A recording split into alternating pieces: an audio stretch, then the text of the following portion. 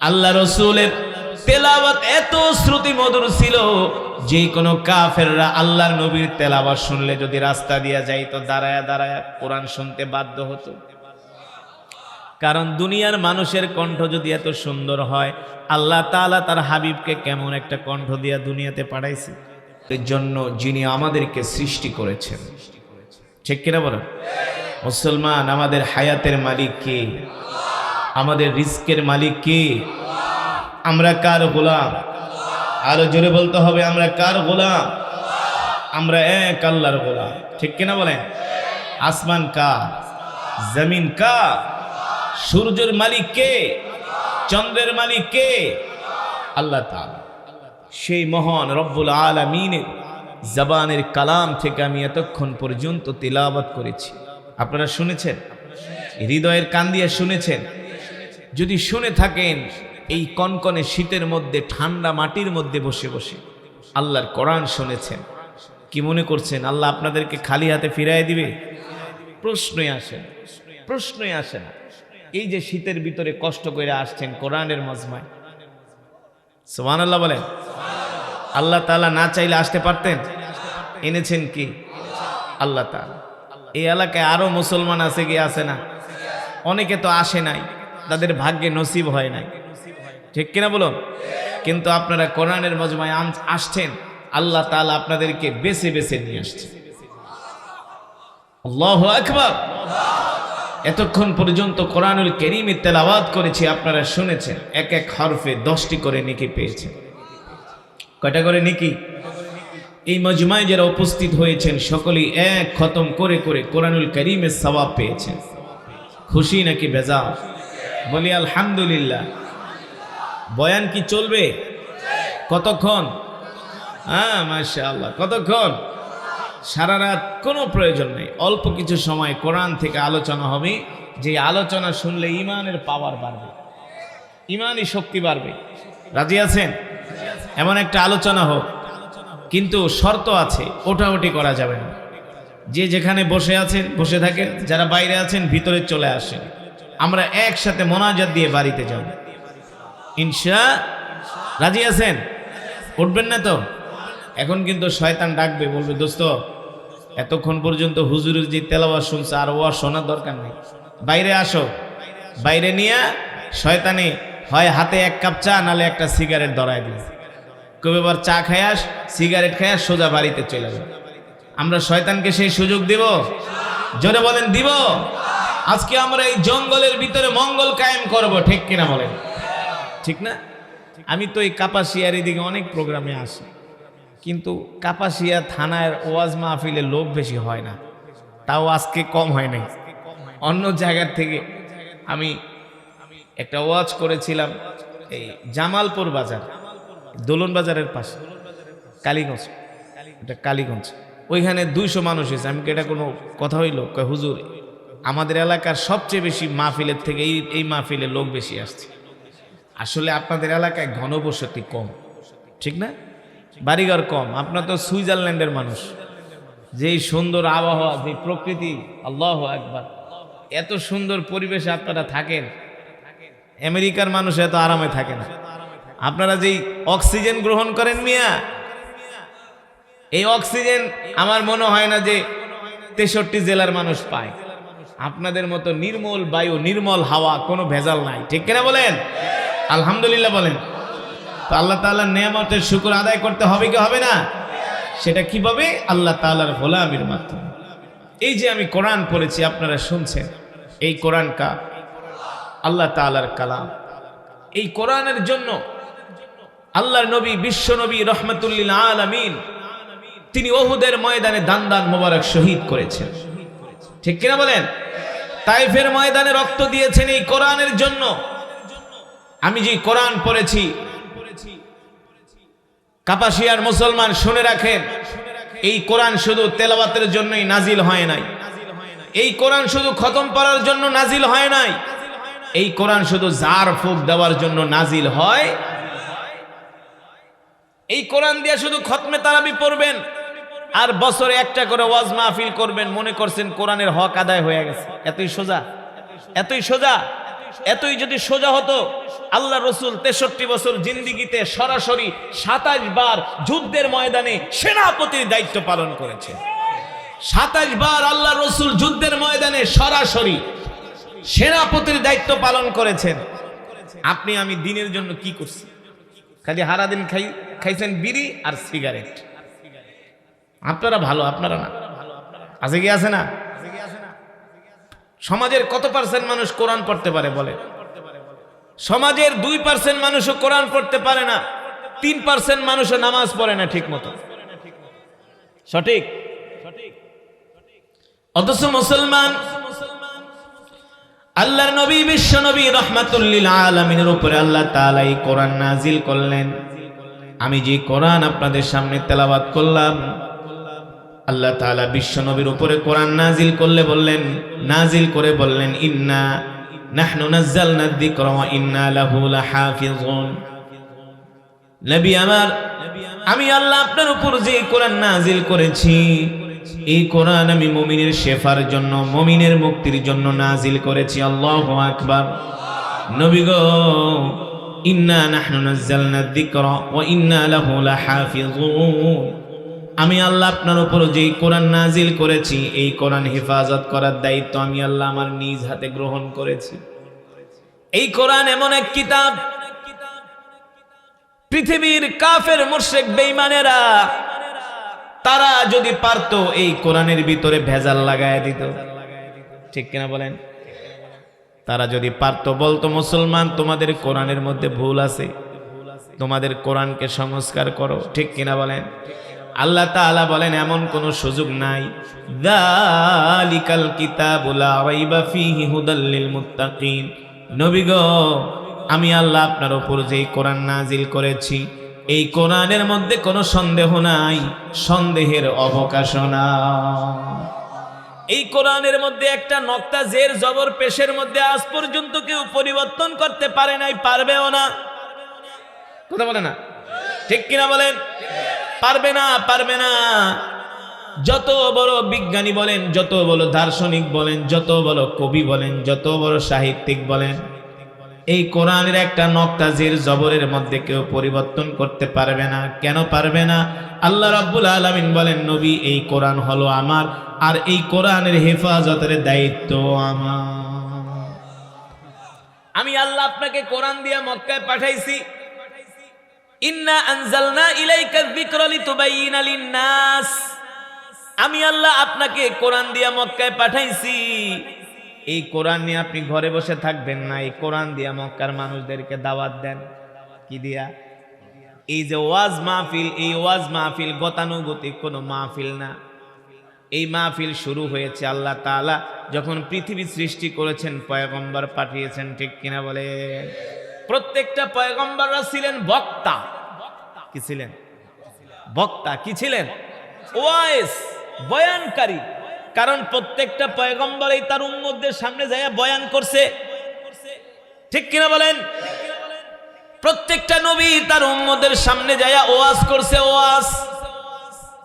এই যে কোরআনের মাহফিল, বয়ানের মাহফিল, দ্বীনি দাওয়াতের মাহফিল,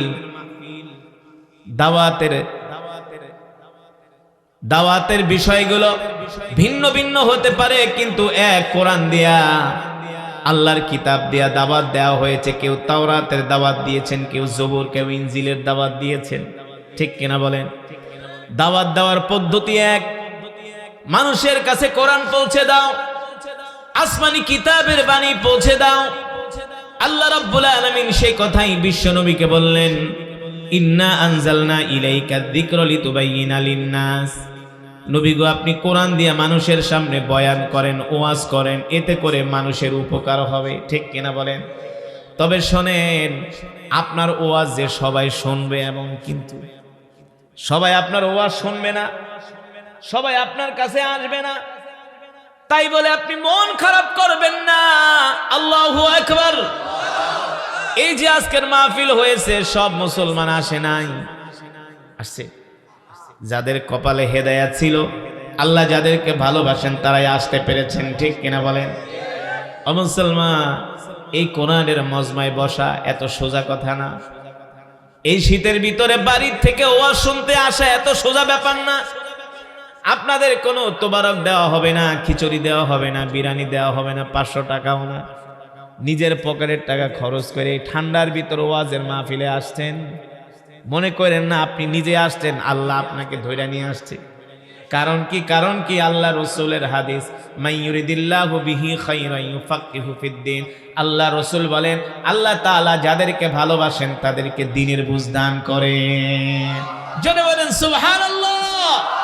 আমরা এই দ্বীনের উপরে, কোরআনের উপরে থাকতে চাই কি চাই না? জোরে বলুন, চাই কি চাই না? আল্লাহ তাআলা আমাদের কবুল করুন, বলি আমিন। আর জোরে সরে বলি আমিন। এবার মুসলমান আল্লাহর বান্দারা, আল্লাহ রাব্বুল আলামিন তার হাবিবকে বললেন, নবী আপনি যান এই কোরআন নিয়ে মক্কার কাফেরদের কাছে দাওয়াত দেন। আল্লাহ রাসূল আবু জেহেলের কাছে কোরআনের দাওয়াত নিয়ে গেলেন, আবু লাহাবের কাছে গেলেন, উতবার কাছে গেলেন, শাইবার কাছে গেলেন, মক্কার বড় বড় নেতাদের কাছে আল্লাহর নবী কোরআনের দাওয়াত নিয়ে গেলেন। মক্কার কাফেররা আল্লাহ রাসূলের এই কোরআনের দাওয়াত শুনে বলে, মুহাম্মদ তুমি বানায়া বানায়া কবিতা বলো, সেটাকে কোরআন বলে চালায় দাও, এই কাজ আমরা তোমাকে করতে দিব না। আল্লাহ তাআলা ডাক দিয়া বলেন, ওমা আল্লামনাহু আশ-শি'রা ওমা ইয়ানবাগী লাহু ইন হুয়া ইল্লা যিকরুন ওয়া কুরআনুম মুবিন। নবী গো, আপনি মক্কার কাফেরদেরকে বলে দেন, আপনি যেই বানায়া বানায়া, মক্কার কাফেররা বলে আপনি বানায়া বানায়া কবিতা বলেন, না না না, বানিয়ে বানিয়ে কবিতা বলা কোন নবীর পক্ষে শোভা পায় না, ঠিক কিনা বলেন? আপনি যেটা তেলাওয়াত করেন এটা হলো আল্লাহর জবানের কালাম, এটা হলো আমার কালাম। সুবহানাল্লাহ বলেন। এবার মক্কার কাফেরদের সামনে আল্লাহ রাসূল কোরআনের দাওয়াত দিতে লাগলেন।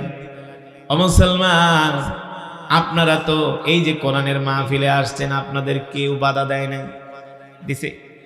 কিন্তু আল্লাহ রাসূল যখন কোরআনের কথা বলতেন, মক্কার কাফেররা বাধা দিত। শুধু বাধা দিত না, সাহাবীদেরকে মারধর করত, সাহাবীদের উপর নির্যাতন করত, জুলুম করত। এই যে আজকে আমরা কোরআনের মজমায় বসে কোরআন শুনতেছি, এটা সাহাবীদের রক্তের কারণে, সাহাবীদের রক্ত দেওয়ার কারণে, সাহাবীদের জীবন দেওয়ার কারণে, ঠিক কিনা বলেন? এই কোরআনের দাওয়াত বাংলার জমিনে এমনি আসে নাই। এই কোরআনের দাওয়াত আসছে আল্লাহ রাসূল উহুদের ময়দানে, তায়েফের ময়দানে রক্ত দিয়েছেন, সেই কারণে, ঠিক কিনা বলে? এবার আল্লাহর নবী, বিশ্ব নবী রাহমাতুল লিল আলামিন মক্কার মানুষদের কাছে কোরআনের দাওয়াত দিতে লাগলেন। মক্কার কাফেররা, এমন কোন ষড়যন্ত্র নাই, এমন কোন চক্রান্ত নাই মক্কার কাফেররা করে নাই এই কোরআনের দাওয়াত বন্ধ করে দেওয়ার জন্য।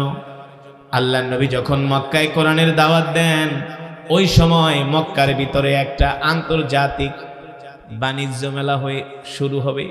কি আন্তর্জাতিক বাণিজ্য মেলা? যেমন বাংলাদেশে যে বাণিজ্য মেলা হয়, সারা আরবের মানুষগুলো মক্কায় আসবে ব্যবসা করার জন্য।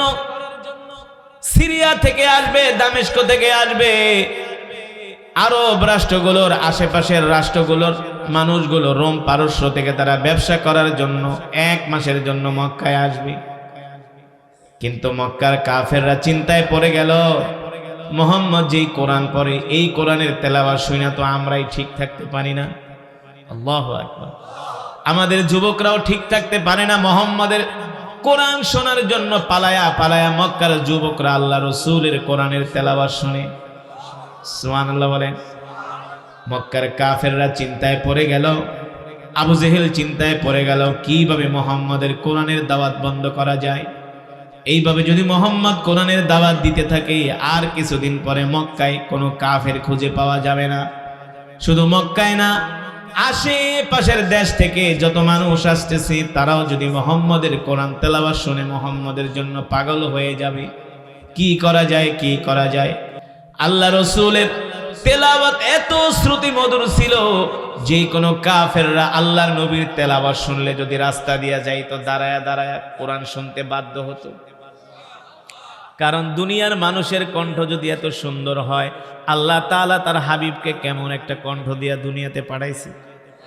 এবার চিন্তা করেন, আল্লাহ নবী যখন কোরআন পড়তেন, রাত 3টা বাজে আবু জেহেল, আবু লাহাবরা পর্যন্ত আল্লাহ রাসূলের কোরআন শুনতে যাইত। জানেন না? আপনারা তো আসছেন রাত 10টায়, কিন্তু আবু জেহেলরা যাইতো রাত 3টা বাজে, কনকনে শীতের ভিতরে 3টা কম্বল পেঁচায়া বাইতুল্লাহর পাশে চোরের মতো দাঁড়ায় থাকতো, আর পালিয়ে পালিয়ে আল্লাহ রসুলের কোরআন শুনতো। আল্লাহু আকবার। মক্কার যুবকেরা দল বেঁধে বেঁধে আল্লাহ রসুলের কোরআন শুনতে আসতো। ওই যুবকদের মধ্য থেকে অনেক যুবক আল্লাহ রসুলের হাতে হাত রেখে কালেমা পড়ে মুসলমান হয়ে গেছে। জোরে বলেন সুবহানাল্লাহ। এবার মক্কায় বাণিজ্য মেলা শুরু হবে। মক্কার বড় বড় নেতাদের মাথা নষ্ট হয়ে গেছে। শোনো, মুহাম্মদ যে কোরআন পড়ে মক্কার জমিনে, আশেপাশের মানুষগুলো আসবে ব্যবসা করার জন্য মক্কাতে। যদি তারা মুহাম্মদের কোরআন শোনে, আর মুহাম্মদের কোরআন শুনলে তো তারা মুহাম্মদের জন্য পাগল হয়ে যাবে, আর পাগল হয়ে যদি 2-4 জন মুসলমান হয়ে যায়, মুহাম্মদের কোরআনের দাওয়া শুধু মক্কায় সীমাবদ্ধ থাকবে না, অন্য অন্য দেশেও ছড়িয়ে পড়বে। ঠিক কিনা বলে? মক্কার কাফেররা এই প্ল্যানিং করলো, যেই কোনো ভাবে মুহাম্মাদের কোরআন তেলাওয়াত বন্ধ করতে হবে, যাতে মুহাম্মাদের বাড়ির আশেপাশে কোনো মানুষ আসতে না পারে। কাউকে মুহাম্মাদের বাড়ির আশেপাশে ভিড়তে দেওয়া যাবে না। তারা বাইতুল্লাহর চত্বরে বৈশা মিটিং এ বসলো, কিভাবে এই সমস্যার সমাধান করা যায়। আবু জেহেল ওইটা বলে, শোনো, আমরা মক্কার যুবকদের হাতে বড় বড় লাঠি দিব। তারা 4 রাস্তার মাথায় দাঁড়ায় থাকবে, 4 রাস্তার মুখে দাঁড়ায় থাকবে। কোনো মানুষ যখন মুহাম্মদের ঘরের এই দিক দিয়ে যেতে চাইবে, যুবকরা তাদেরকে বাধা দিয়ে অন্যদিকে ফিরায় দিবে, যাতে মুহাম্মদের ধারে কাছে কেউ আসতে না পারে। একে তো মুহাম্মদের কণ্ঠ শুনলে মানুষ পাগল হয়ে যায়, দ্বিতীয়ত মুহাম্মদের চেহারা দেখলেও মানুষ পাগল হয়ে যায়। আল্লাহ তাআলা আমার নবীকে এমন একটা সৌন্দর্য, এমন কণ্ঠ দিয়া দুনিয়াতে পাঠাইছে, যেই কোনো কাফির মুশরিক আল্লাহর নবীকে দেখলে পাগল হয়ে যেত। আল্লাহু আকবার। এবার আবু জেহেল যুবকদেরকে লাঠি দিয়া বলছে, তোমরা রাস্তার মুখে মুখে মোড়ে মোড়ে দাঁড়ায় থাকবা, যাতে মুহাম্মদের বাড়ির আশেপাশে কেউ আসতে না পারে। যদি আসে তাহলে বলবা এই ঘরের মধ্যে একজন পাগল আছে। নাউজুবিল্লাহ বলে। তারা আমার কলিজার টুকরা নবীকে পাগল বলছে, হুয়া মাজনুন। তারা আমার নবীকে পাগল বলছে, তারা আমার নবীকে মিথ্যাবাদী বলছে। এমন কোন কষ্ট নাই, এমন কোন নির্যাতন নাই, এমন কোন তহমত নাই মক্কার কাফেররা আমার নবীকে দেয় নাই। ঠিক কিনা বলেন? মক্কার কাফেররা শেষ পর্যন্ত আমার নবীকে নির্বংশ বলেও গালি দিছে। জানেন না? বলছে, মুহাম্মদ তোমার কোনো পুত্র সন্তান নাই, সব মারা গেছে। তার মানে তোমার মৃত্যুর পরে তোমার নাম নেওয়ার মতো কেউ থাকবে না। আল্লাহ তাআলা তার হাবিবকে বলছেন, বিসমিল্লাহির রহমানির রহিম, ইন্না আ'তাইনাকাল কাউসার ফাসাল্লি লিরাব্বিকা ওয়ানহার ইন্না শানিআকা হুয়াল আবতার। নবী গো, মক্কার কাফেররা আপনাকে নির্বংশ বলে, আপনি নির্বংশ না, মক্কার কাফেররাই হলো নির্বংশ। আল্লাহু আকবার। আমি আল্লাহ আপনাকে কাউসার দান করেছি, আপনি কোনো চিন্তা করবেন না। ঠিক কিনা বলে? দেখবেন এমন একটা সময় আসবে, আপনার ইন্তেকালের পরে আপনার কোটি কোটি উম্মত থাকবে, যারা আপনার রওজা জিয়ারতের জন্য মদিনায় আসবে। আর এই কাফেররা আপনাকে নির্বংশ বলে, আমি আল্লাহ ওদের অস্তিত্বকে বিলীন করে দিব, ওদের নাম নেওয়ার মতো পৃথিবীতে কোনো মানুষ থাকবে না। মুসলমান এবার চিন্তা করে দেখেন, সেই 1450 বছর আগে আল্লাহ তাআলা তার হাবিবকে সান্ত্বনা দিছে, নবী গো, মক্কার কাফেররা আপনাকে নির্বংশ বলে, আপনি নির্বংশ না, আপনি নির্বংশ না, আপনার কোটি কোটি উম্মত থাকবে, যারা প্রতিদিন আপনার রওজা জিয়ারত করবে, রওজায়ে আতহারে আসবে। ঠিক কিনা বলে? আমরা যাই কি যাই না? জোরে বলেন। যারা মক্কা মদিনায় গেছেন, মদিনা শরীফে যখন নামাজ শেষ হয়, আল্লাহর রসুলের আশিকরা পাগলের মতো দৌড়ায় না? কতক্ষণে গেট খুলবে, কতক্ষণে রসুলের রওজার পাশে যায় সালাম দিব। ঠিক কিনা বলেন? আজ পর্যন্ত কি আপনারা বলতে পারবেন আবু জেহেলের নাম কেউ নিছে? আবু জেহেলের বাড়িকে আল্লাহ বাথরুম বানায় দিছে। ঠিক কিনা বলেন? কারণ কি? কারণ কি? একমাত্র আল্লাহর কোরআনের বিরোধিতা করার কারণে না? আল্লাহর কোরআনের বিরোধিতা করার কারণে মক্কার কাফেরদেরকে আল্লাহ তাআলা এইভাবে অপমান করছে, অপদস্থ করছে। আল্লাহ তাআলা তার হাবিবকে ডাক দিয়ে বলে, হাবিব, আপনি চিন্তা করবেন না, আপনি কষ্ট পাবেন না, আপনি মন খারাপ করবেন না। আমি আল্লাহ আপনাকে যে কোরআন দিয়ে মক্কার জমিনে পাঠাইছি, আপনার দায়িত্ব হলো মানুষের মাঝে কোরআনের দাওয়াত পৌঁছে দেন। এবার আল্লাহ নবী ঘরের মধ্যে বসে বসে কোরআন পড়ে। মক্কা থেকে বিভিন্ন দেশের মানুষগুলো আসছে ব্যবসা করার জন্য। তারা প্রতি বছর যেভাবে মক্কায় আসে, এই বছর আইসা দেখে মক্কার পরিস্থিতি ভিন্ন। আল্লাহ রসুলের যেই বাড়ি আপনারা দেখছেন বাইতুল্লাহর পাশে, দেখছেন না, হারাম থেকে মাত্র হাফ কিলোমিটার আল্লাহ রসুলের যেই বাড়ি, যেই জন্ম, যেখানে জাবালে আবু কুবাইসের পাশে মক্কার কাফেররা আসে, বাইতুল্লাহর আশেপাশে তারা ব্যবসা করে। সেখানেই বড় বাণিজ্য মেলা হয়। কারণ মক্কা বাইতুল্লাহ এটা শুধু মুসলমানের কাছে সম্মানের না, কাফেরদের কাছেও সম্মানের।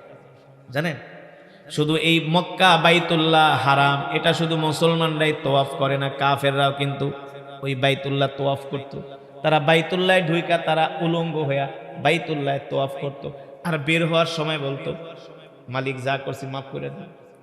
আল্লাহ বলে এই কারণে আমি ওদেরকে ধ্বংস করি নাই, নাইলে জায়গার মধ্যে ওদেরকে ধ্বংস করে দিতাম। এই বাইতুল্লাহর আশেপাশেই তারা ব্যবসা করত। এবার আল্লাহ রসুলের বাড়ির দিকে বিভিন্ন দেশের ব্যবসায়ীরা আল্লাহ রসুলের বাড়ির রাস্তা দিয়া তারা যেতে থাকে। মক্কার যুবকরা বাধা দেয়, বলে এই রাস্তা দিয়া যাওয়া নিষেধ। কয় কেন নিষেধ? ওই ঘরের ভিতরে একজন পাগল আছে, নাউজুবিল্লাহ, হুয়া মাজনুন, ওই ঘরের মধ্যে একজন পাগল আছে, তোমরা যাও না। বিভিন্ন দেশের মানুষ কয়, বেটা আমরা আমাদের টাকা খরচ করে মক্কায় আসছি ব্যবসা করার জন্য, যদি প্রয়োজন হয় আমরা পাগলই দেখবো, আমাদেরকে যেতে দে। বুঝলেন নাই? মানুষের একটা কিউরিসিটি হলো আপনি যে জিনিসের জন্য বাধা দিবেন সেটা আরো মানুষ বেশি করে করে। এটা হলো মানুষের একটা অভ্যাস, এটা মানুষের একটা অভ্যাস। আল্লাহ এমনি বানাইছে। দেখবেন এক জায়গায় আগুন লাগছে, পুলিশে পিটাইতেছে, ভাই সামনে আইসুন, আরো বেশি করেছে। এটা মানুষের অভ্যাস। মক্কার কাফেররা মানুষদেরকে পিটায় পিটায় খেদায় দেয়, কেউ যায় না, কেউ যায় না, আরো বেশি করে আল্লাহ রসুলের বাড়ির দিকে যাইতে চায়। কই বেটা আমরা টাকা খরচ করে মক্কায় আসছি, আমরা পাগলই দেখবো, আমাদেরকে যেতে দে। এবার একজন দুইজন তিনজন করে যেতে যেতে আল্লাহ রসুলের বাড়ির আশেপাশে হাজার হাজার মানুষের ভিড় জমে গেছে। এক দুইজন পাঁচজন যখন যায়, কয় কই যাস? আয় দেখতে যাই। এমন করতে করতে একেবারে আল্লাহ রসুলের বাড়ির সামনে হাজার হাজার মানুষের ভিড় লেগে গেছে। এবার আল্লাহ নবী কোরআন পড়তেছে, আল্লাহ নবী কোরআন পড়তেছে। আল্লাহ রসুলের কোরআন তেলাওয়াত শুনে মানুষগুলো দাঁড়ায় ছিল, দাঁড়ানো থেকে তারা বইসা পড়েছে। আরো আস্তে কোন সুবহানাল্লাহ। আল্লাহ রসুলের কোরআন শুনে তারা আবেগ আপ্লুত হয়ে গেছে, তারা বেকারার হয়ে গেছে। এবার আল্লাহ রসুলের কোরআন তেলাওয়াত যখন শেষ হয়, আশেপাশের দেশের মানুষগুলো আল্লাহ রসুলকে ডাক দিয়া বলি, ইয়া মুহাম্মদ, ইয়া মুহাম্মদ আনতা মাজনুন, মুহাম্মদ তুমি কি পাগল? আল্লাহ নবী বলে, তোমরাই বলো আমাকে কি পাগল মনে হয়? আশেপাশের মানুষগুলো বলে, আল্লাহি রব্বিল কাবা, রবের কাবার কসম খায়া বলি, পাগল কোনোদিন এত সুন্দর হতে পারে না, পাগলের চেহারা কোনোদিন এত সুন্দর হতে পারে না, পাগলের কণ্ঠ কোনোদিন এত সুন্দর হতে পারে না। আর মুহাম্মদ তুমি যেটা তেলাওয়াত করতেছ আমাদের কাছে মনে হয় এটা দুনিয়ার কোনো মানুষের কবির কাব্য নয়, এটা হলো আল্লাহর জবানের কালাম, আল্লাহর জবানের কালাম। এবার আশেপাশের দেশের মানুষগুলো বলে, মুহাম্মদ তোমার কোরআন শুনে আমরা আবেগ আপ্লুত হয়েছি, তোমার কোরআন শুনে আমরা পাগল হয়ে গেছি, বেকারার হয়ে গেছি। মুহাম্মদ আমাদের আর বুঝতে বাকি নাই, তোমাকে যেই মক্কার বড় বড় লিডাররা পাগল বলে আসলে তারাই হলো পাগল, আর তুমি হলে নবী।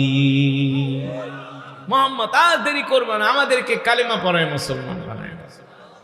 ওরা চেয়েছিল কোরআনের দাওয়াত বন্ধ করতে, আর আল্লাহ তাআলা বিনা পয়সায় বিনা কষ্টে কোরআনের দাওয়াত সারা পৃথিবীতে ছড়ায় দিতেছে। ঠিক কিনা বলেন? এই কৌশল কার? আরো জোরে বলুন কার? আল্লাহ তাআলা সেই কথাই বলেন, ওমাকারু ওমাকারাল্লাহ আল্লাহু খায়রুল মাকিরিন। আল্লাহু আকবার। নবী আপনি চিন্তিত হবেন না, পেরেশান হবেন না, আপনি মন খারাপ করবেন না। মক্কার কাফেররা কৌশল করে, আমি আল্লাহ তাদের কৌশলের বিরুদ্ধে পাল্টা কৌশল গ্রহণ করি। আল্লাহু আকবার। ও মুসলমান, আল্লাহ নবী কোরআনের দাওয়াতকে আরো বেগবান করতে শুরু করলেন। এবার মক্কার মধ্যে শোরগোল পড়ে গেছে। শুনছো মুহাম্মদের কোরআন তেলাওয়াত শুনে আশেপাশের দেশের যুবকগুলো কালেমা পড়ে মুসলমান হয়ে গেছে। এবার মক্কার যুবকদের আরো ঢল নামছে। আরো কি নামছে? অন্য দেশের যুবকরা যদি মুহাম্মদের হাতে কালেমা পড়ে মুসলমান হয়, তাহলে আমাদের মুসলমান হইতে সমস্যা কি? এবার যুবকদের ঢল নেমে গেছে আল্লাহ রসুলের হাতে হাত রেখে কালেমা পড়ে মুসলমান হওয়ার জন্য। মক্কার যুবকদের মাঝে একজন যুবক ছিল যার নাম হলো মুসাব বিন উমাইর। নাম কি? মুসাব বিন উমাইর। এই মুসাব বিন উমাইর ছিলেন মক্কার যুবকদের সরদার, মক্কার যুবকদের নেতা। মুসাব বিন উমাইরের বাবা ছিলেন মক্কার যুবকদের, মক্কার মানুষদের মধ্যে অন্যতম একজন ব্যবসায়ী, ধনী মানুষ। আবু জেহেল মনে মনে চিন্তা করলো, যেইভাবে করে মক্কার যুবকরা মুহাম্মদের কোরআন শোনার জন্য পাগল হয়ে গেছে, এই যুবকদের বাদ ভাঙা উল্লাস একমাত্র একজন যুবকই ঠেকাতে পারে, যার নাম হলো মুসাব বিন উমাইর। আমরা মুসাব বিন উমাইরের কাছে যাই, যে মুসাব বিন উমাইরকে বলি, মুসাব শোনো, মক্কার যুবকরা কোরআন শুনতে যায়, তুমি তাদেরকে বাধা দাও, আর তুমি ভুলেও মুহাম্মদের কাছে কোনোদিন যাবা না। মক্কার বড় বড় নেতা আবু জেহেল, আবুল আহাব মুসাব বিন উমাইরের বাড়িতে আসলেন। বাড়িতে আসার পরে বলল, এ মুসাব শোনো, আমরা তোমাকে মক্কার যুবকদের নেতা মনে করি, সরদার মনে করি, তোমার বাবাকে আমরা সম্মান করি। মুসাব শোনো, ওই মুহাম্মদ ইবনে আব্দুল্লাহর ছেলে মুহাম্মদের তেলাওয়াত শুনে মক্কার যুবকরা কালেমা পড়ে মুসলমান হয়ে যাচ্ছে। তাদের বাদ ভাঙা উল্লাস একমাত্র তুমি ঠেকাতে পারো, তুমি তাদেরকে বাধা দাও। আর শোনো মুসাব, তুমি ভুলেও মুহাম্মদের কাছে যাবা না, মুহাম্মদের কোরআন শুনবা না, কারণ মুহাম্মদ বানায়া বানায়া কবিতা বলে। মুসাব বিন উমাইর বলে, আবু জেহেল শোনো, আমার বাবা ছিল কবি, আমার দাদা ছিল কবি, যদি মুহাম্মদ বানায়া বানায়া কবিতা বলে, কেউ ধরতে না পারলে আমি নিজে ঠিকই ধরতে পারবো, কারণ আমিও একজন কবি। বুঝেন নাই? আবু জেহেল বলে, না না, মুহাম্মদের ধারে কাছে তুমি যাবা না, গেলে সমস্যা। বলে কি সমস্যা? বলে মুহাম্মদ যেই কোনো মানুষকে দেখলে সাথে সাথে জাদু করে ফেলে। নাউজুবিল্লাহ। আল্লাহর নবীকে জাদু করেন নাকি? অথচ মক্কার মানুষগুলো আল্লাহ রসুলের চেহারা দেখলেই পাগল হয়ে যেত, আল্লাহ রসুলের ব্যবহার, আখলাক, চরিত্র দেখে তারা মুগ্ধ হয়ে যেত। বুঝেন নাই? এই কারণে মক্কার যুবকরা মা বাবা ছাইরা আল্লাহ রসুলের হাতে হাত রেখে কালেমা পড়ে মুসলমান হয়ে যেত। যত সাহাবীরা কালেমা পড়ে মুসলমান হয়েছেন অধিকাংশই ছিল যুবক। অধিকাংশই ছিল কি? যুবক। তো যুবকরা যদি আল্লাহ রসুলের পক্ষে চলে আসে, বৃদ্ধরা কি এই বাদ ভাঙা উল্লাস ঠেকাতে পারে? জোরে বলুন। আবু জেহেলদের চিন্তা হলো, যে কোনো মূল্যে আমরা মুসাব বিন উমাইরকে ঠেকাবো, যাতে মুসাব বিন উমাইর মুহাম্মদের ধারে কাছেও না যায়, গেলে সে মুহাম্মদের জন্য পাগল হয়ে যাবে।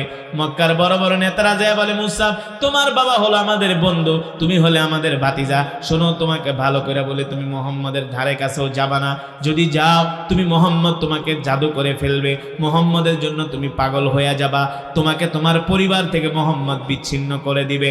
মুসাব বিন উমাইর বলে, ঠিক আছে আবু জেহেল, যান যান, আমিও একজন কবি, মুহাম্মদ যদি কবি হয়ে থাকে, আমি তার কবিতা শুনলেই বুঝতে পারবো সে কত কত বড় মাপের কবি। বুঝেন না? একদিন বিকাল বেলা মুসাব বিন উমাইর তার ঘরের মধ্যে বসে বসে চিন্তা করে, মক্কার বড় বড় নেতারা আয়েশা বলল, মুহাম্মদ কবি, তাহলে তো কবির কবিতা একদিন শোনা দরকার, কবির কবিতা একদিন। দেখেন কিভাবে মক্কার কাফেরদেরকে দিয়ে আল্লাহ তাআলা কোরআনের দাওয়াত দেওয়ায়। এটা আল্লাহ তাআলার কৌশল, এটা আল্লাহ তাআলার কৌশল। যারা চায় আল্লাহর জমিন থেকে আল্লাহর দ্বীন বিদায় হবে, কিন্তু আল্লাহর জমিন থেকে আল্লাহর দ্বীন বিদায় হবে না। যারা দ্বীনের বিরোধিতা করবে, আল্লাহ তাদের 14 গোষ্ঠী ধ্বংস করে দিবে। ঠিক কিনা বলে? ঠিক কিনা বলেন? ও মুসলমান, এবার মুসাব বিন উমাইর একদিন বিকাল বেলা ঘরের মধ্যে বসে চিন্তা করে, একদিন তো মুহাম্মদকে দেখা দরকার, সে কত বড় মাপের কবি, তাকে একদিন আমার জাস্টিফাই করা দরকার, পরীক্ষা করা দরকার। মুসাব বিন উমাইর বলেন, আমি একদিন সন্ধ্যার সময় ঘর থেকে বের হলাম, ঘুটঘুটে অন্ধকার, যাতে মক্কার কোনো মানুষ আমাকে না দেখে, দেখলে তো চিনে ফেলবে। আমি একদিন ঘুটঘুটে অন্ধকারে সন্ধ্যার সময় ঘর থেকে বের হলাম। আমি হাঁটতে হাঁটতে মোহাম্মদ যেখানে কোরআন পড়ে, বাইতুল্লাহর পাশে একটা পাহাড় আছে, নাম হলো জাবালে আবু কুবাইস। নাম কি? এই পাহাড়ের নিচে বসে আল্লাহ রসুল কোরআনের দাওয়াত দেন, সাহাবীদেরকে কোরআন শুনান, আল্লাহ নবী কোরআন পড়েন। মুসআব বিন উমাইর বলেন, আমি সন্ধ্যার সময় বের হইয়া মোহাম্মদের কোরআন শোনার জন্য আমি গেলাম। আল্লাহি রব্বিল কাবা, রবের কাবার কসম খেয়ে বলি, আমি একদিন যখন মোহাম্মদকে আমার জীবনের প্রথম দিন দেখলাম, মোহাম্মদের চেহারা দেখে আমি মোহাম্মদ আল্লাহ রসুলের জন্য পাগল হয়ে গেলাম। এবার আল্লাহ নবী, বিশ্ব নবী কোরআন পড়তেছে। মুসআব বিন উমাইর বলে, আমি তন্ময় হয়ে, আবেগ আপ্লুত হয়ে, নিস্তব্ধ হয়ে আল্লাহ রসুলের কোরআন শুনতেছি। জোরে বলেন সুবহানাল্লাহ। আল্লাহ নবী কোরআন পড়তেছে, মুসআব বিন উমাইর বলে, আমি আবেগ আপ্লুত হয়ে, তন্ময় হয়ে, নীরব নিস্তব্ধ হয়ে এক ধ্যানে আমি কোরআন পড়তেছি আর চিন্তা করি, এটা কি আসলে দুনিয়ার কোনো মানুষের কবিতা কিনা? মুসআব বিন উমাইর বলে, না না না, কোরআনের ভাষাগুলো এত সাহিত্যপূর্ণ ভাষা, এত উচ্চাঙ্গের ভাষা। সুবহানাল্লাহ বলেন। দেখেন আল্লাহ তাআলা কত সুন্দর করে কোরআনকে সাজিয়েছেন। কোরআনুল কারীমের একেবারে সর্বশেষ সূরা নাম কি? সূরাতুন। কোনদিন তো চিন্তা করে দেখলেন আল্লাহ কত সুন্দর করে কোরআনকে সাজাইছে? এই সূরার প্রত্যেকটা আয়াতের শেষে হলো সিন। প্রত্যেকটা আয়াতের শেষে কি? সিন। শেষে দেখেন আল্লাহ তাআলা কত সুন্দর করে কোরআনকে সাজিয়েছেন, কত ছন্দে ছন্দে আল্লাহ তাআলা কোরআনকে মিলিয়েছেন। সুবহানাল্লাহ বলেন। বিসমিল্লাহির রহমানির রহিম। কুল আউযু বিরাব্বিন নাস কি? সিন কি? মালিকিন নাস কি? ইলাহিন নাস মিন শাররিল ওয়াসওয়াসিল খান্নাস আল্লাযী ইউওয়াসওয়িসু ফি সুদুরিন নাস। সুবহানাল্লাহ বলবেন না? মিনাল জিন্নাতি ওয়ান নাস। সুবহানাল্লাহ বলেন। কোরআনের আরেকটা সূরা আছে, সূরাতুশ শামস। নাম কি? বিসমিল্লাহির রহমানির রহিম। এই সূরার আয়াতের শেষে শুধু হা। শুধু কি? ওয়াশ-শামসি ওয়া দুহাহা ওয়াল কমারি ইযা তালাহা ওয়ান নাহারি ইযা জাল্লাহা ওয়াল লাইলি ইযা ইয়াগশাহা ওয়াস সামাই ওয়া মা বানাহা ওয়াল আরদি ওয়া মা তুহাহা ওয়া নাফসিন ওয়া মা সাওয়াহা ফাআলহামাহা ফুজুরাহা ওয়া তাকওয়াহা قد أفلح من زكاها وقد خاب من دساها كذبت ثمود بطغواها إذ انبعث أشقاها فقال لهم رسول الله ناقة الله وسقياها. سبحان الله بولين. فكذبوه فعقروها فدمدم عليهم ربهم بذنبهم فسواها ولا يخاف عقباها. কত মজার কোরআন, বুঝেন নাই? মুসা বিন উমাইর এই কোরআন শুনে কে আবু জেহেল হারামজাদা কয় কি? মোহাম্মদ বলে কবি। আরে আমার বাপ কবি, আমি নিজে কবি, আমার 14 গোষ্ঠী কবি। কিন্তু মোহাম্মদ যে কোরআন পড়ে, যে ছন্দে ছন্দে মিল। সুবহানাল্লাহ বলেন। আর ভাষা কত উচ্চাঙ্গের ভাষা, কত সাহিত্যপূর্ণ ভাষা। মুসা বিন উমাইর কয়, আমি আল্লাহ রসুলের প্রথম দিন কোরআন শুনে আমি পাগল হয়ে গেছি। এক দেয়ানে আমি খুঁটির সাথে হেলান দিয়া শুধু শুনতেছি। জোরে বলেন সুবহানাল্লাহ। মুসা বিন উমাইর বলেন, আমি প্রথম যেদিন আল্লাহ রসুলের কোরআন শুনলাম, শুনতে শুনতে গভীর রাত হয়ে গেছে। আমি বাড়িতে গেছি, বাড়িতে যাই আর ঘুমাইতে পারি না। শুধু আমি ভাবি কি শুনলাম, কি শুনলাম। আমার কোরআনে মোহাম্মদের কোরআন বাজে, আল্লাহ রসুলের কোরআন তেলাওয়াত বাজে। মুসা বিন উমাইর বলে, আমি প্রথম রাত ঘুমাইতে পারলাম না। আবার দ্বিতীয় রাত্রে আমি মোহাম্মদ আল্লাহর পয়গম্বরের কোরআন শোনার জন্য আসলাম। তৃতীয় দিনেও আমি আল্লাহ রসুলের কোরআন শোনার জন্য আসলাম। এখন আর আল্লাহ রসুলের কোরআন তেলাওয়াত না শুনলে আমার ঘুম আসে না। কোরআন হয়ে গেছে এখন আমার ঘুমের মেডিসিন। আরে এই কথা তো আল্লাহই বলছে। কে বলছে? ওয়ানুনাজ্জিলু মিনাল কুরআনি মা হুয়া শিফাউ ওয়া রাহমাতুল লিল মুমিনিন। সুবহানাল্লাহ বলেন। আল্লাহ তাআলা বলেন, নবী আমি আল্লাহ আপনার উপর যে কোরআন নাজিল করেছি, এই কোরআন আমি মুমিনের শেফা, মুক্তির জন্য নাজিল করছি। এই কোরআন হলো আমাদের জন্য মেডিসিন। অথচ আজকে আমরা সেই মুসলমান কোরআন পড়তে পারি না, ঠিক কিনা বলেন? কোরআন তো পারি না, কোরআন তো বুঝি না, কোরআনের মজমায়ও আসি না। যারা কোরআনের কথা বলে অনেক মুসলমান আছে তাদেরকে দেখতেও পারে না। হায় রে কপাল পোড়া মুসলমান! এই কোরআন যে কত মজার কোরআন, সুবহানাল্লাহ বলেন। যে কোরআন আল্লাহ তাআলা নিজে তেলাওয়াত করবেন জান্নাতীদের সামনে, সুবহানাল্লাহ। আল্লাহ নিজে তেলাওয়াত করবেন এই কোরআন। কোরআন ছাড়া মুসলমানের কোনো উপায় আছে? কোরআন ছাড়া মুসলমানের কোনো উপায় নাই, কোরআন ছাড়া মুসলমানের কোনো দাম নাই। আমার নবীর এত সম্মান, আমার নবীর এত মর্যাদা, কারণ কি? কারণ কি? আল্লাহ তাআলা আমার নবীর উপরে কোরআন নাজিল করেছে, এই কারণে আমার নবীর এত সম্মান। আল্লাহ তাআলা আসমানি যতগুলো কিতাব নাজিল করেছে সব কিতাবগুলো আল্লাহ তাআলা নিজের কুদরতি হাত দিয়ে লেখছে। আর কোরআন হলো আল্লাহর জবানের কালাম। এই জবানের কথা হলো আল্লাহর কালাম, সুবহানাল্লাহ বলেন। আল্লাহর নবী বলে, উম্মত তোমরা যদি আল্লাহ তাআলার সাথে কথা বলতে চাও তাহলে আল্লাহর কোরআন নিয়ে বসে যাও, আল্লাহর কোরআন তেলাওয়াত করো। যতক্ষণ কোরআন পড়বে ততক্ষণ আল্লাহ তাআলার সাথে কথা বলবে। আল্লাহু আকবার, জোরে বলেন আল্লাহু আকবার। এবার রাসূলের সাহাবী মুসাব বিন উমাইর মনে আছে? হ্যাঁ, এই যে সাহাবী, বিখ্যাত সাহাবী মুসাব বিন উমাইর। আপনারা আপনাদের সন্তানের নাম রাখবেন মুসাব বিন উমাইর।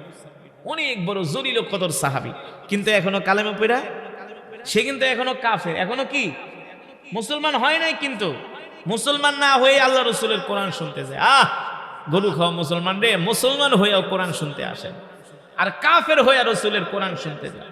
মুসাব বিন উমাইর, মুসাব বিন উমাইর বলে, আমি মুহাম্মদ সাল্লাল্লাহু আলাইহি সাল্লামের কোরআন তেলাওয়াত না শুনলে আমার রাত্রবেলা ঘুম আসে না। এবার মুসাব বিন উমাইর বলে, আমি একদিন, 2 দিন, 3 দিন পর্যন্ত আল্লাহ রাসূলের কোরআন শুনতে গেলাম। যখন 4th দিন গেলা, আমার উপরে আল্লাহ রাসূলের নজর পড়ে গেল। আল্লাহ রাসূল আমাকে ডাক দিয়েছে, তাআলাও ইয়া শাবাব, এই যুবক এদিকে আসো। ব্যাপার কি? প্রত্যেক দিন তুমি আমার মজমায় আসো, আয়েশা কোনার ভিতরে দাঁড়ায় দাঁড়ায় কোরআন শোনো। মাসমুক, নাম কি তোমার? নাম কি? আইনা জিতা, কোত্থেকে আসছো? বাবার নাম কি বলো? মুসাব বিন উমাইর বলে, ইসমি মুসাব বিন উমাইর। আল্লাহ রাসূল বলে, তাহলে তুমি কি সেই মুসাব বিন উমাইর? তোমার বাবাকে আমি চিনি, তোমার বাবা হলো মক্কার অনেক বড় বিলিনিয়ার, অনেক বড় ব্যবসায়ী। মুসাব বিন উমাইর বলে, আপনি ঠিকই বলছেন, আমি তার সন্তান। আল্লাহর নবী বলে, তুমি তো মাজুসি, তুমি তো মূর্তি পূজক, তাইলে আমার কোরআন কেন শুনতে আসো? প্রশ্ন আসে না? তুমি তো মূর্তি পূজক, তুমি আমার কোরআন কেন শুনতে আসো? মুসাব বিন উমাইর মুস্কি হাসি দিয়া বলে, ওগো মুহাম্মদ শোনেন, গত কিছুদিন আগে আবু জেহেলরা আমার বাড়িতে গেছে। আবু জেহেলরা যায় বলছে, আপনি নাকি বানায়া বানায়া কবিতা বইলা কোরআন বইলা চালায়া দেন।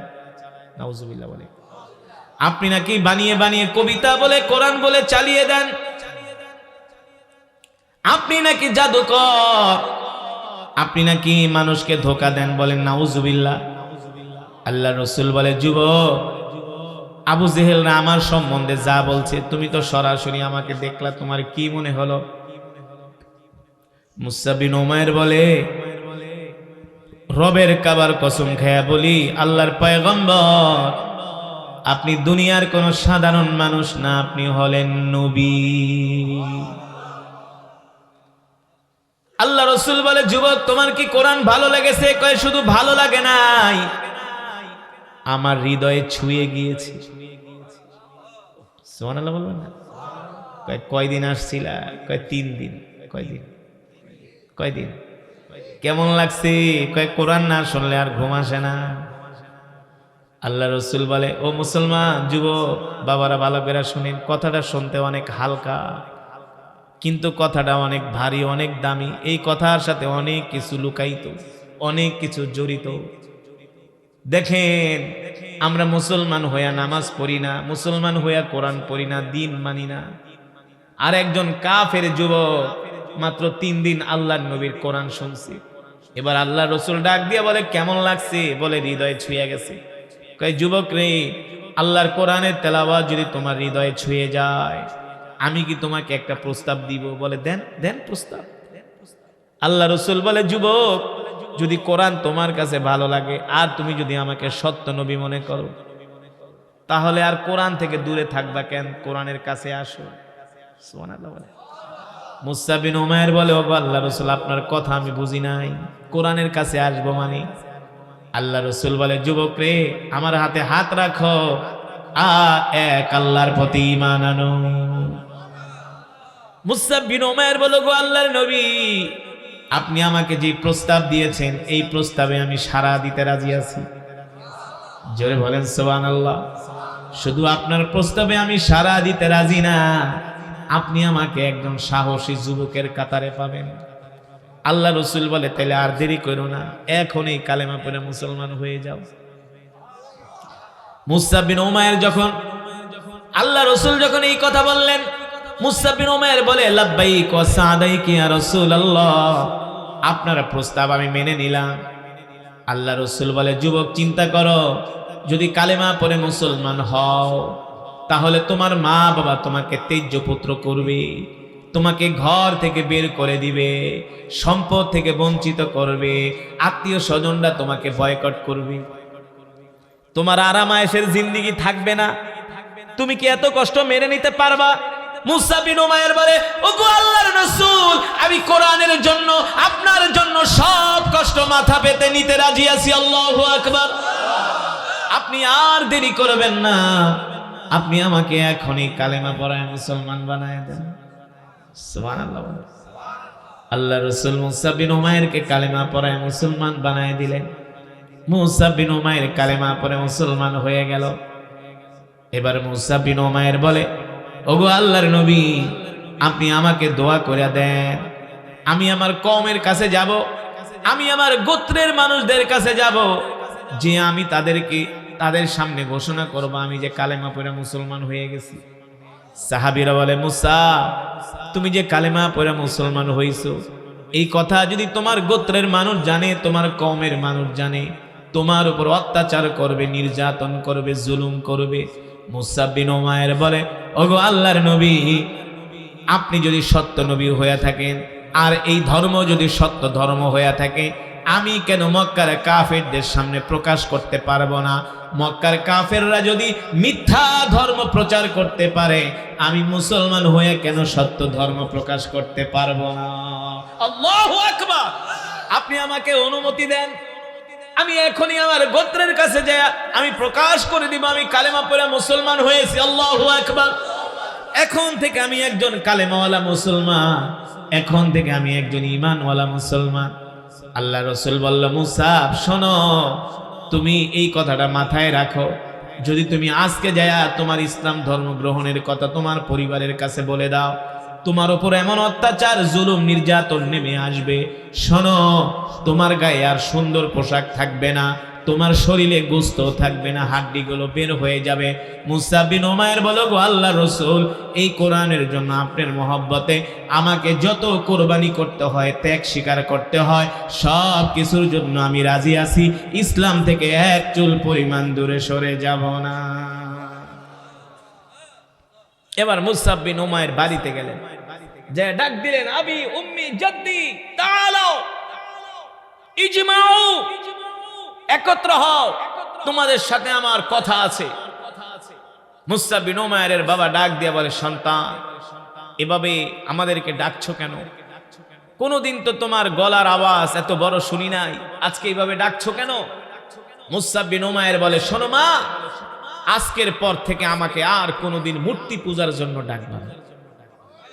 জোরে বলেন সুবহানাল্লাহ। বাবাকে ডাক দিয়ে বলে, বাবা, আর কোনোদিন আমাকে মূর্তি পূজার জন্য ডাকবা না। বলে, কেন?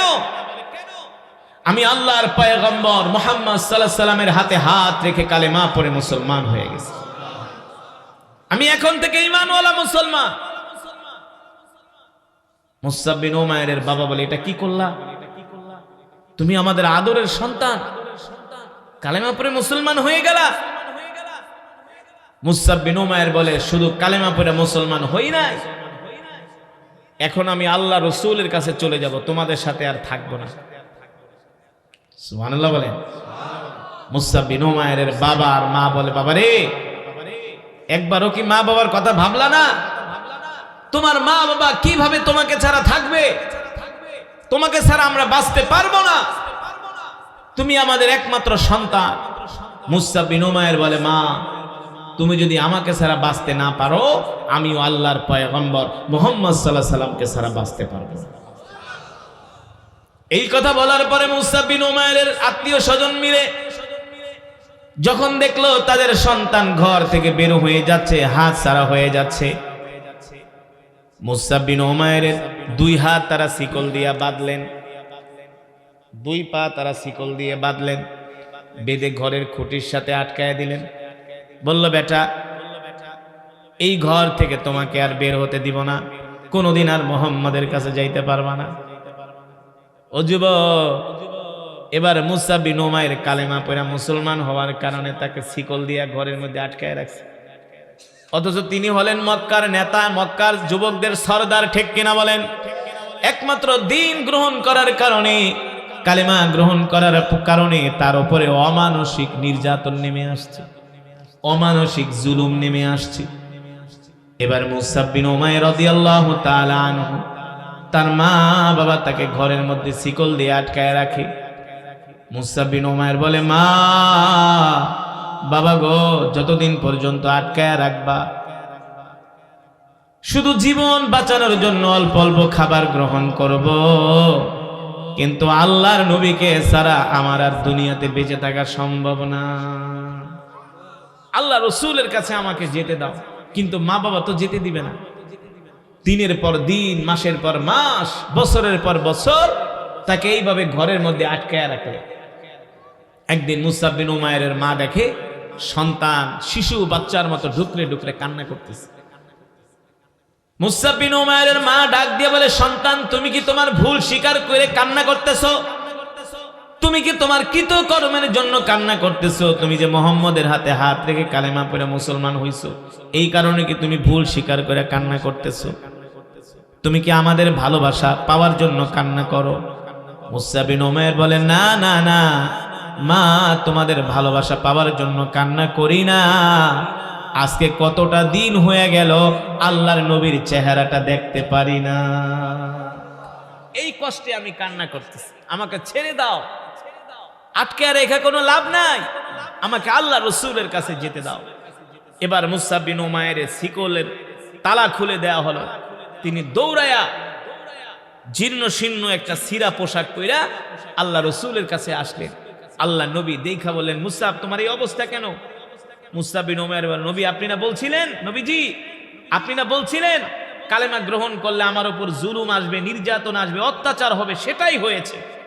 আমার মা বাবা আমাকে আটকায় রাখছে, খাওন দেয় না, কষ্ট দিছে, শুকায়া হাড্ডিগুলো বের হয়ে গেছে। ওগো আল্লাহ রসুল, আমার যত কষ্ট হয়েছে আমার কোনো আফসোস নাই, আমার কোনো দুঃখ নাই, আমি আপনার কাছে ফিরে আসতে পেরে আমি খুশি হয়েছি।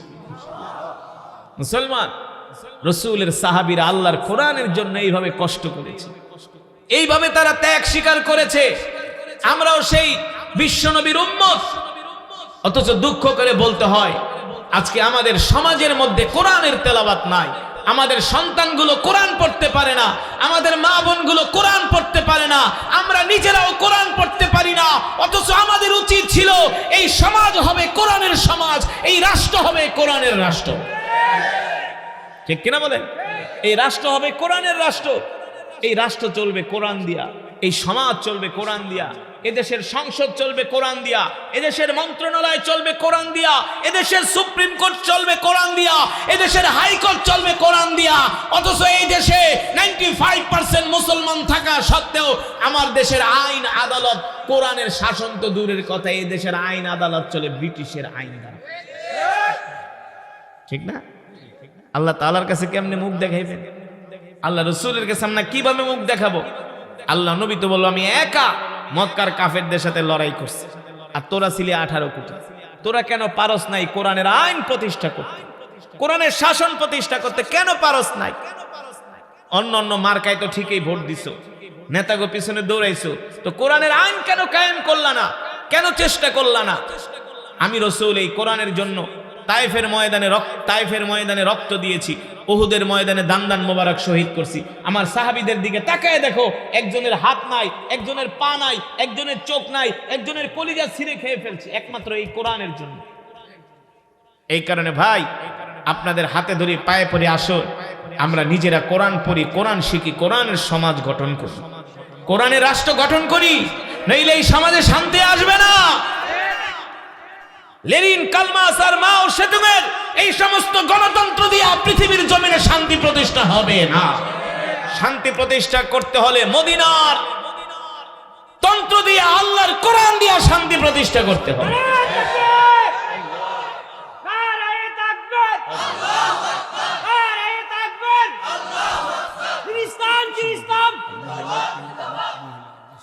মুসলমান, আমরা কোরআন শিখবো তো ইনশাআল্লাহ, আমাদের সন্তানদেরকে কোরআন শিখাবো তো ইনশাআল্লাহ, আমাদের ছেলে মেয়েদেরকে কোরআন শিখাবো তো ইনশাআল্লাহ। আল্লাহ আমাদের কবুল করুন।